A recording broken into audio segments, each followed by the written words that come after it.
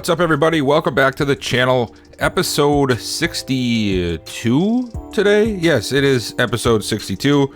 Sorry, I'm recording like all of these in a row because I'm trying to get all these uploaded to be shown throughout the next 2 weeks, because I'm actually probably, when you're watching this, on vacation in Florida with my family. So I'm trying to get everything done ahead of time so that way I don't miss anything on, my uploads and whatnot, and hopefully, this all comes out the way I expect it to. So we were sitting here in week 7, and I feel like this is a good time for me to maybe fix a few things that I got wrong when it comes to this roster. And what I mean by that is, you guys know I love to draft certain players, like certain positions, and have so many of them, and I want them all to just turn into crazy good players. And I feel like I've sort of done that with the receiving core, and it's just really not working. And I don't know if this is going to help things or not, but Bullard has been having some difficulties this year, and I'm not sure if I can blame that on the receivers, if I can, blame it on the playbook. I don't think it's the playbook, because we use this same exact book. I didn't touch anything in it last season, and he was just on fire last year. But what I do have is I have a bunch of players on the re-signs tabs that I'm back and forth on re-signing. We have players behind some of them that I would really like to try and build up, because I think in the end game they'll be better players. So maybe I can do some trading here to try and solidify our wide receiver core a little bit more and make things more beneficial for Bullard in the passing game. But then I came to the Seahawks. And now, of course, I was looking at all these teams before I started streaming, potential trade partners and places that I could really see doing trades with that would be beneficial for both teams. And the Seahawks are a team that I came up with, and let me show you why. We have 3 really good tight ends. One of them is up for contract this year, Irv Smith. And hey, look, I know he's been a tremendous player for us. He has.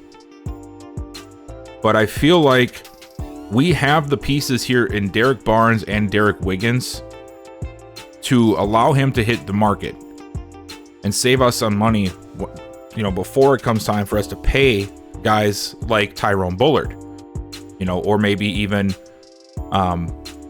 re-signing Jeremy Chan or Cam Curl, some of these guys that I think are going to come with a pretty penny. And then when I was thinking about that, I was like, well, let's see. Maybe there is some trades that I could make involving Irv Smith where he can become the guy for that team and we can get something out of it. And it just so happens that the Seahawks have nobody. Casey Otting, a 3-year pro, he's only a 72 overall. Greg Peters was drafted last year, 70 overall. And then they have CJ Uzomah, who is obviously over the hill, 68 overall. They also happen to have Jamarcus Means on an expiring deal. And now you might say, well, Means looks like a pretty good receiver. He is. They also drafted Gerald Monty in the first round last year. And he actually he's got the same dev as Jamarcus Means. So these two guys are going to be, sort of, I would say, similar in their career trajectory. What I'm looking at doing here is making a trade for Jamarcus Means from the Seahawks. And in return, of course, the package itself will involve Irv Smith. They have other receivers. They have no tight ends. We have too many receivers that aren't really any significance and are just getting buried on our depth chart here. And what I was thinking of doing is taking Smith and maybe a receiver or two that we do not necessarily need and trading them over to the Seahawks in return for Jamarcus Means. So that's what I'm going to do. That is what I am going to do. This is the trade that I'm seeing us making with the Seahawks.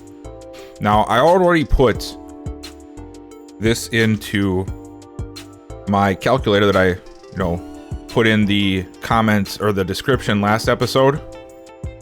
Oh, wow, that was like 3 episodes ago. Like I said, man, I'm recording all these videos at the same time, so I'm getting all mixed up. But a few episodes ago, I put the link for the trade calculator and the Madden story generator in the description, and I'm using that exact calculator right now to make sure that this is a worthwhile trade for both teams. And it looks like this alone would be a really stupid trade on my part. It says the other team is winning by 61.9%. Holy moly. Okay. I really didn't think that would be the case. I guess Irv Smith, I mean, he's 28. He's still got some years left. And at tight end, he's not going to regress as fast as, say, a receiver. So I guess I understand what they're saying there. Plus, I'm giving up Richards and Williams, 2 younger receivers, to replace Means in the meantime. If I was to add a 3rd round pick to this, I think it would be pretty good.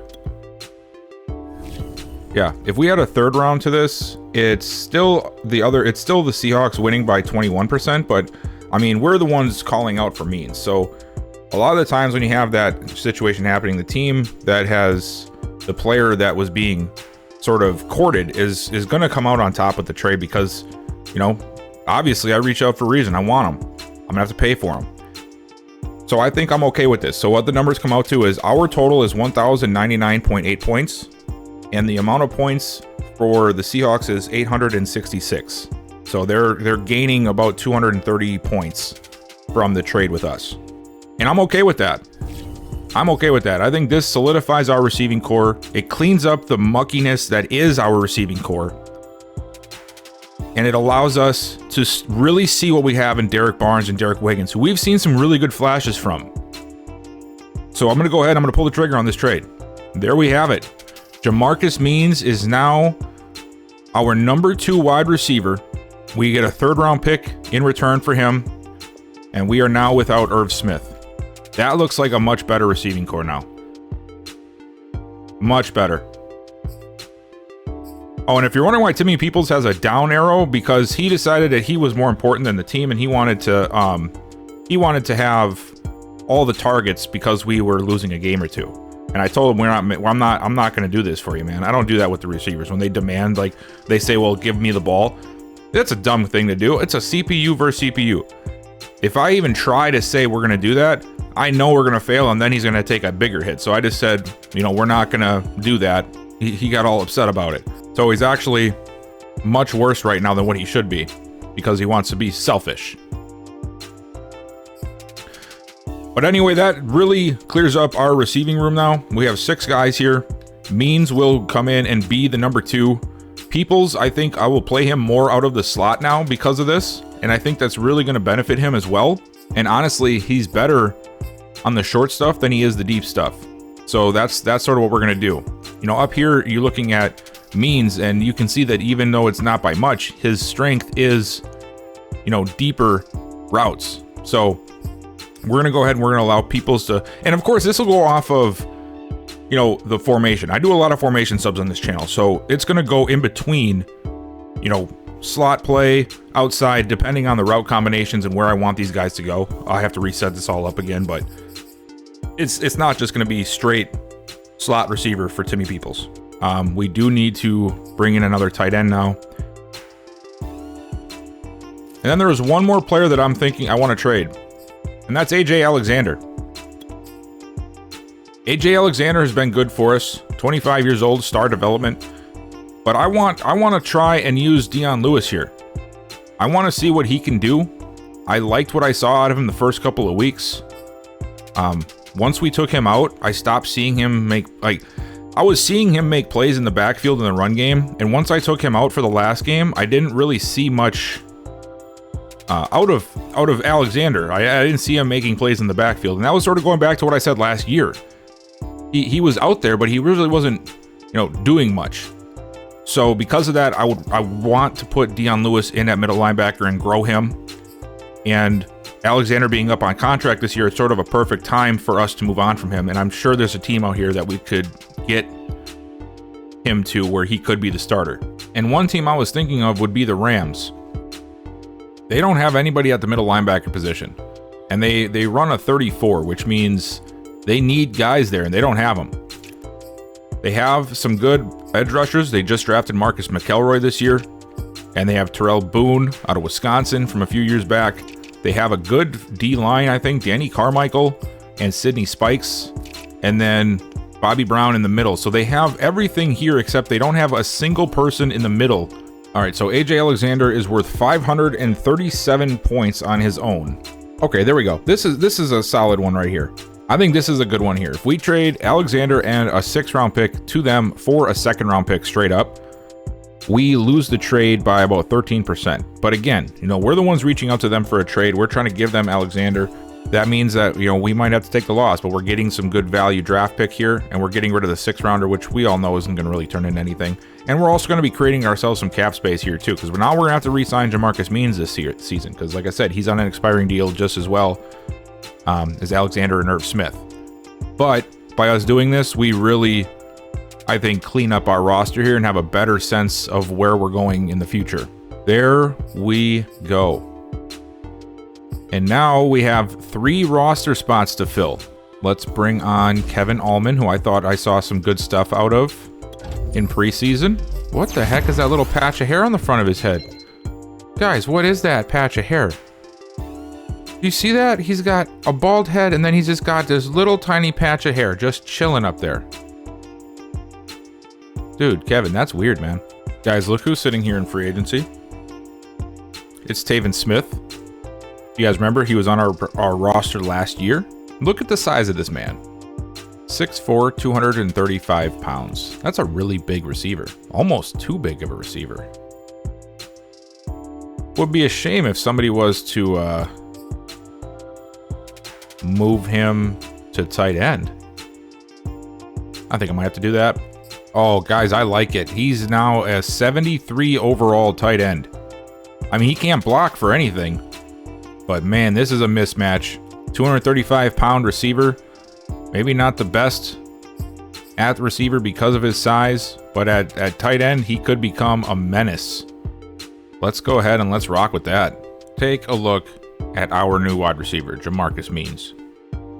I had to put him in the 84, man. I had to do it. After we traded Irv Smith, we got a big-bodied receiver that I'm hoping can come in and be a huge playmaker for us. And what better number to represent a great receiver in Minnesota than number 84?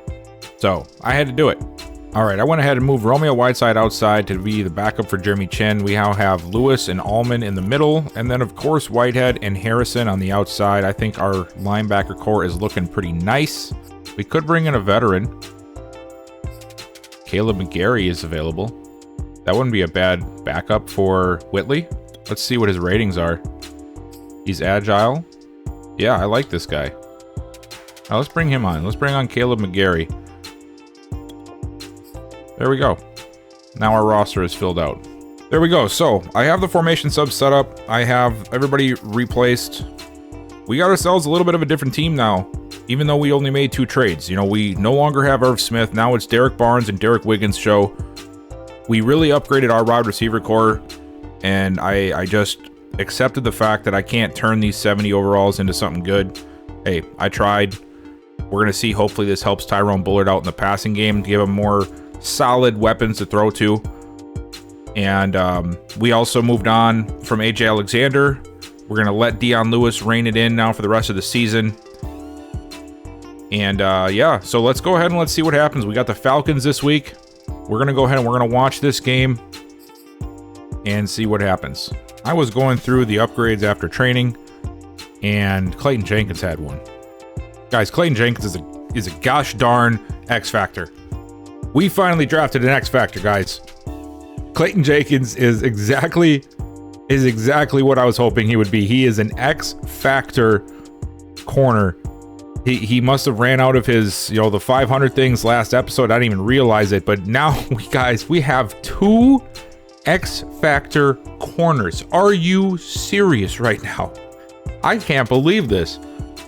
I cannot believe this. We have such a good secondary right now. This is insane. We got Cam Dantzler, who got an X Factor last year. We have Cam Curl and Ward, who are just stars, but they're good. And now Clayton Jenkins is an X Factor. Not to mention Floyd Beckwith behind him is a superstar. What? Wow. I'm like, I can't believe it. That is crazy. I didn't think he was. We've had so many situations where all we pull is like a star, right? That's our first X Factor unveiled from the hidden development situation. The first one. That's awesome. Let's go and watch this game, guys. That's awesome. We are in Atlanta, here to take on the Atlanta Falcons on the road once again. Our third road game that we've seen so far this year. And this time, though, the Falcons are led by a very different man, and that is Joshua Clifton. Third-year quarterback. He's turned into a great quarterback for them. Last time we saw him, of course, it was the Kirk Cousins reunion. This time, this team is a little bit better.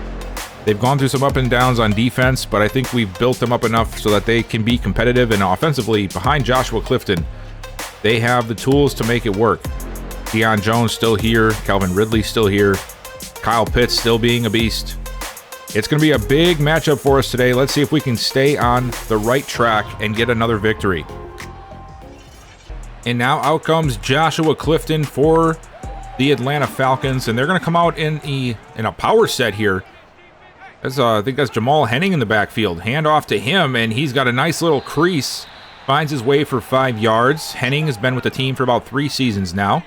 2nd and 5.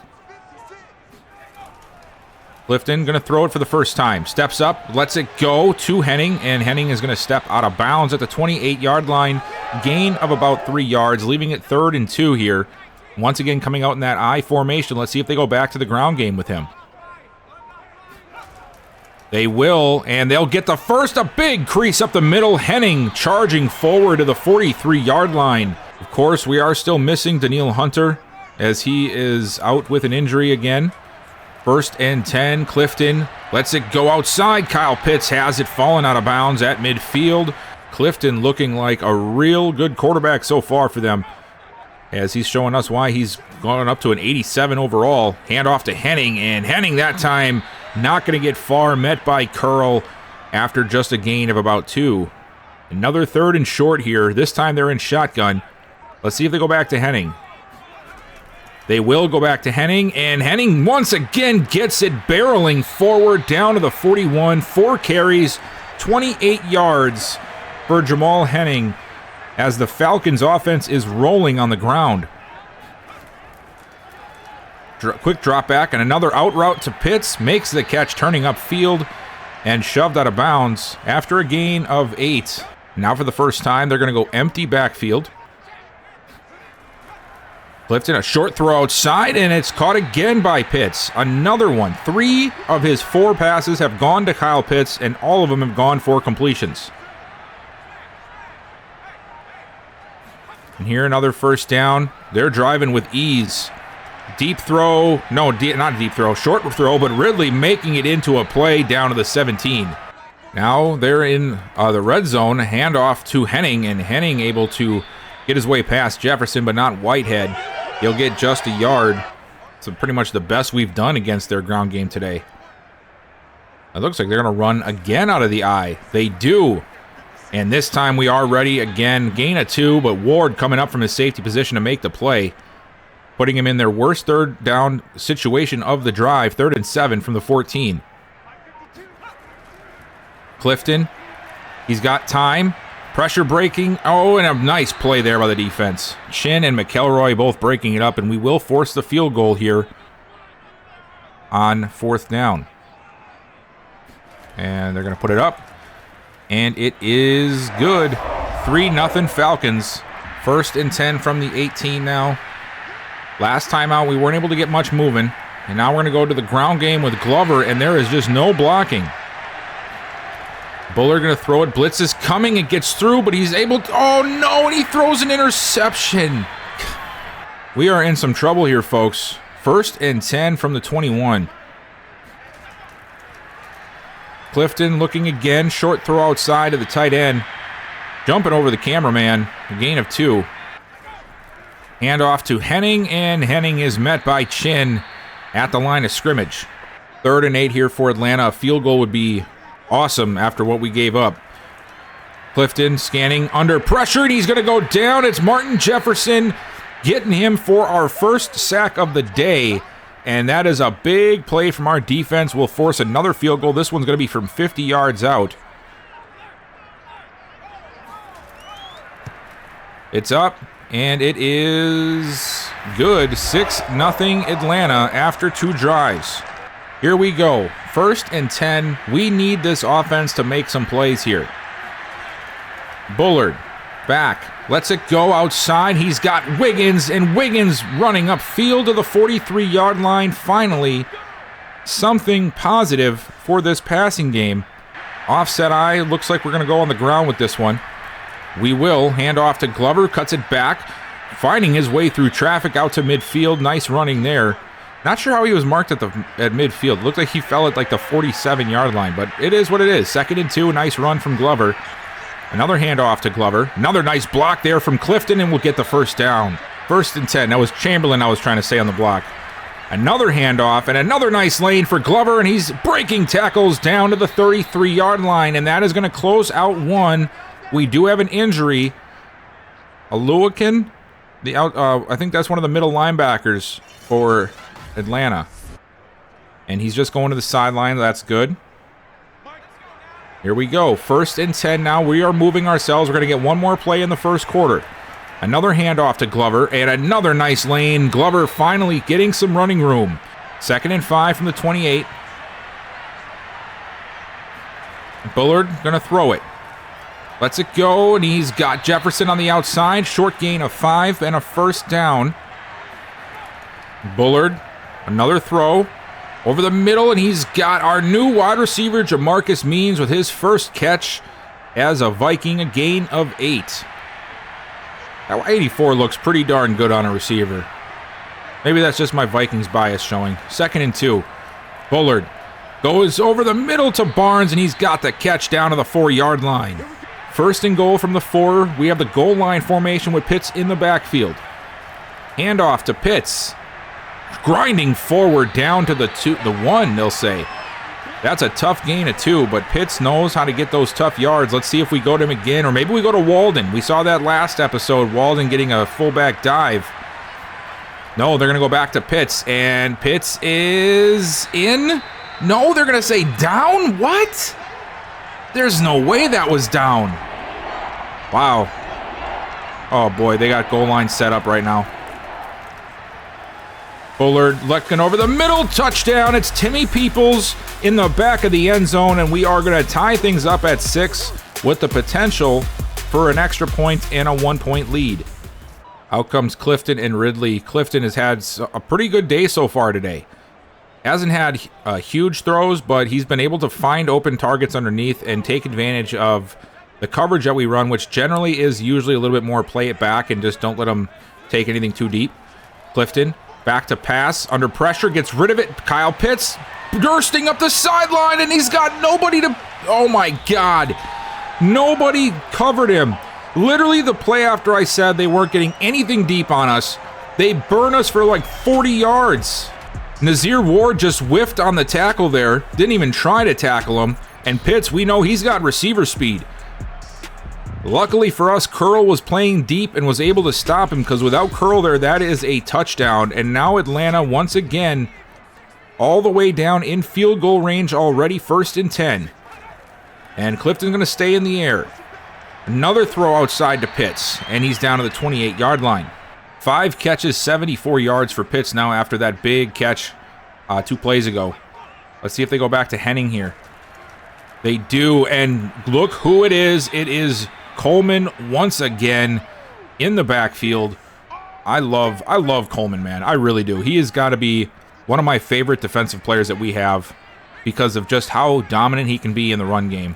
3rd and 6. Clifton finding Judge open and down inside the 20 to the 19. Brian Judge making the catch and gets the 1st down. His first one of the day. Goes for 12, working against our new X-Factor corner, Clayton Jenkins. And now a fake. Oh, and this time it's Ware, our other D tackle. They faked the reverse, gave it to Henning, but Ware was ready for it. Another handoff to Henning. This time he finds a little bit of a gap. Landon Riley bringing him down at the 16. If you're wondering why Riley's playing, in the sub packages, somehow he's actually a better overall than Randy Barrett. I have no clue how that's a possibility, but he is, so I put him in. 3rd and 8. Almost gets the sack there, and almost an interception from Whitehead, and we will force another field goal. Starting off this second half is going to be Atlanta down by 1 after the cheap field goal we got at the end of the half. And they'll start with a throw outside to Henning, who turns upfield to the 37. Jamal Henning has been better than I thought he was going to be. Clifton, short drop back, fires it over the middle to Pitts once again, and Pitts out to the 43-yard line. 2nd and 4 now after the nice pickup from Pitts. And Clifton, under pressure, gets rid of it in time, and it is incomplete. Looking for Judge down the sideline. Luckily, Nazir Ward there to break it up again. Oh, it's Shivers. That's who it was. Shivers, last year's first-round pick. 97. That was the guy I was talking about before. 3rd and 4. Clifton. And he's going to get hit again. Devontae Coleman with another sack on the day. 1.5 for him total. Back out on offense here for the first drive of the second half. Up by 1. Handoff to Pitts right up the middle. And he's got a big lane out to the 40. And we're going to go right back to Pitts. And this time, though, our blockers couldn't get out there. I mean, can't really expect your 99 overall guard to be able to get to the spot they're supposed to be. You know, that's not realistic. 2nd and 9. 99 overall, running around in the backfield like an idiot. Bullard steps up, and he lets it go deep down the field, and it is incomplete. Very dangerous throw there, looking for Means downfield. Really do not like that at all. 3rd and 9. Blitz is coming. We pick it up. Bullard gets it off, and it is caught on the other side, this time by Jefferson. Bullard has not been able to find many, plays through the air the last couple of weeks. Our defense has been getting, having us taken care of, and there's another nice run for Glover down to the 32, closing in on that 100-yard mark. If only we could add some points on the board to really be able to lean on that ground game without having to feel like we have to pass it so much. 1st and 10. Bullard steps up in the pocket, and he's going to take off with it. He's got some room, and he slides at the 26. Nice little run there, gain of 6. Finally starting to see some movement out of him. It seems like it always takes till the second half for him to move in the pocket. 2nd and 4. Bullard, another throw outside, another catch. It's Derek Barnes to the 16. Hand off to Glover, and oh man, I thought he was going to bounce outside there for a big run, but still gets 4. Here we go, good shot, a good chance for us here to score a touchdown. We just need to get a good play, and there it is to Jefferson for the touchdown. Just as I was saying it, I spoke it into existence. Justin Jefferson on the slant route for the touchdown, and we are going to go up 16-9. Atlanta comes back out now down by 8. And they're going to go right back to Henning up the middle for a nice run of 5. He's also had a pretty decent day. Not as good as Glover, but he has been having some really good success in spurts. 13 carries, 48 yards. And Clifton going to opt to throw here on 2nd. And finding Henning out of the backfield, gets the first down, gain of 6. That was Henning's 3rd catch of the day. Another short pass. Oh, and it's intercepted. Look who it is. It's Clayton Jenkins going the other way, and he's going to take it to the house for the touchdown. Pick 6 for the rookie, Clayton Jenkins. What a play. 1st and 10, once again, out on the field with a 12-point lead. We're going to go to Glover, and Glover is met right away. Deion Jones. So close to that 100-yard mark. We are just flirting with 100 yards on the ground today for Glover. 2nd and 7. Let's see if we go back to him. No, we will not. We'll go through the air. Short throw to Jefferson. Jefferson spinning off of the defender, and he jumps out of bounds at the 30. I wish he could have stayed in bounds because it looked like he had somewhat of a block upfield. And it's another handoff to Glover, working through traffic. Finds his way out to the 34. And now at 99 yards, he just needs 1 yard to hit that century mark on the day. But Bullard's going to throw it. Bullard is going to get sacked trying to throw it because Christian Darasaw didn't know what to do with Claxton. And now we find ourselves in a tough 3rd and 11. Bullard drops back, scanning. Still scanning, lets it go, and he's got him. It's Means down across midfield to the 46. Means working his way back towards the ball. He makes the catch, and we'll get the first down we needed. Today has been a very hard day for the receivers. It's been just not many passes going their way, but the few that we've gotten have worked. Bullard running around, and he's going to throw it away. Why not run it, man? You had 15 yards of clearing. 15 yards of absolutely nothingness you could have ran that from. 2nd and 10. Bullard. Deep throw, and it is caught on the sideline by Timmy Peoples, and he's out of bounds at the 29. Nice pass there, and a good catch from Peoples on the sideline. Another handoff to Glover, and Glover is met right away, but that will give him 100 yards on the day. 2nd and 7 now. A touchdown here would pretty much seal the game. Fakes it to Glover, and then throws it to Glover. Breaks off of 1, 2, and he's finally out of bounds after breaking 3 tackles down to the 14. Excellent play by Antoine Glover. And now we find ourselves in the red zone here with a fresh set of downs. Bullard. Blitz is coming, fires to the end zone, and it is incomplete, looking for Whiting, and he cannot haul it in. Good job by the defender breaking up the pass. He did have it, just couldn't hold on. 2nd and 10. Bullard going outside to Glover again, who turns it upfield, and he's finally pushed down at the 4. He's going to have the first down. Stephen Tuitt injured on the play. But now we have 3 chances here to punch this thing in the end zone. Peoples in motion, and he gets destroyed. Who calls a wide receiver reverse at this point in the game? And why is it still in this playbook? I deleted all of them. I'm going to have to go and change that, because that was just ridiculous. Bullard to the end zone, touchdown, and guess who? It's Jamarcus Means getting a touchdown in his first game with the Vikings, and that right there seals it. It looked a little rough in the beginning, but at the end of the day, we pull out the win, and we're going to come out of Atlanta with a big 31-12 victory. That's 2 in a row for us.